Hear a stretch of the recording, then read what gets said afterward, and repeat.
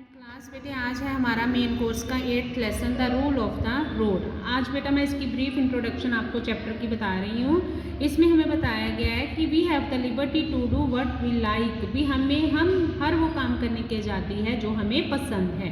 But our liberty should not interfere with the liberty of other, पर हमें इस बात का बच्चे ध्यान रखना चाहिए कि हमारी आज़ादी दूसरों की आज़ादी में कोई रुकावट ना बने।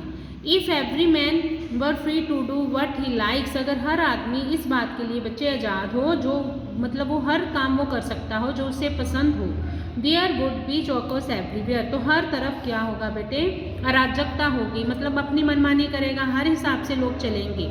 The rule of the road means that to preserve the liberties of all.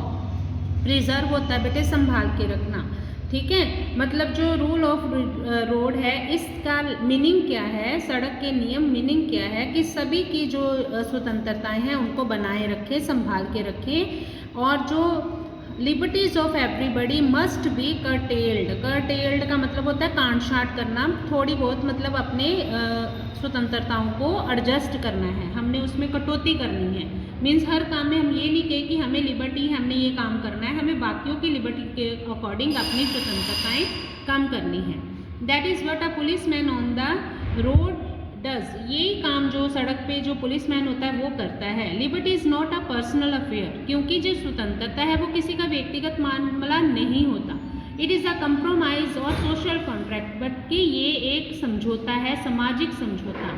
We are free in matters which don't touch the liberty of anyone, हम उन सभी बातों में आज़ाद हैं बच्चे जो दूसरों की लिबर्टी को कोई नुकसान नहीं डालते। बट इन मैटर्स, पर उन बातों में which effect the liberty of others, जो दूसरों की स्वतंत्रता को प्रभावित करती हैं, we have to curtail our liberty, तो हमें अपनी स्वतंत्रता तब काटनी चाहिए।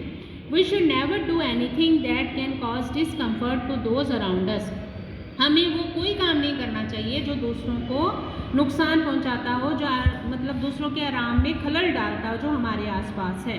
फॉर एग्जाम्पल देखें बच्चे, एग्जाम्पल भी देता है writer, we should not talk aloud, हमें ऊंचा नहीं बोलना चाहिए while travelling in a train, जब हम किसी ट्रेन में यात्रा कर रहे हों। If someone sitting close to us, अगर कोई हमारे पास बैठा होगा, वांट्स टू रीड और टू समथिंग इन क्वाइट, अगर कोई पढ़ना चाहता है और चुपचाप कोई काम करना चाहता है तो वो नहीं कर पाएगा। A reasonable consideration for the rights of others in the foundation of social conduct, कि सामाजिक व्यवहार का आधार क्या है दूसरों के अधिकारों के लिए जब हम उचित सम्मान रखते हैं। This is the only test of our being civilised और अनसिविलाइज्ड,